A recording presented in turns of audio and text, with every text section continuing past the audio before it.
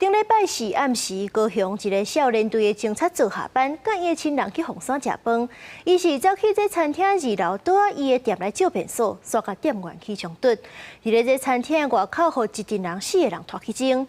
警方今仔日是证实讲，这个警察组是有食酒，讲话甲伊的行为拢有较失控，双方才会起冲突。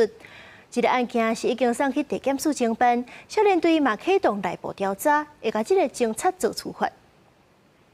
警方赶到现场了解状况，将涉案人带走。在暗时9点外，高雄少年队一个40岁4、5警察组下班，甲牵手囡仔去凤山文阳东路的海鲜餐厅用餐。食饱了后，煞伫餐厅外，甲3个查甫、1个查某起冲突，互人一直拍，热气北上过来。在那边打架啊！你那楼高一大呀！都有的，因为他是楼上的，跟我们楼下没有关系。这不知道，跟他们不熟。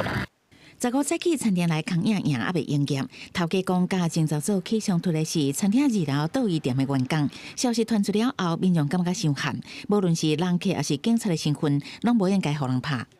当然是不好，但是那个是他们店家应该要去管制的东西啊。那因为口角的纠纷遭陈贤等4人出手殴伤这个案件据了解动手殴打的4个人，目前由警方逮捕后全案依妨碍秩序来移送高雄地检署侦办。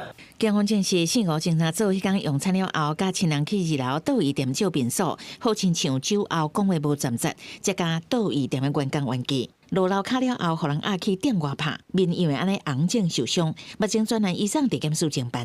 警察组讲话无站实的部分，少年队原来启动内部调查，后续依照规定处理。公司新闻采访报道。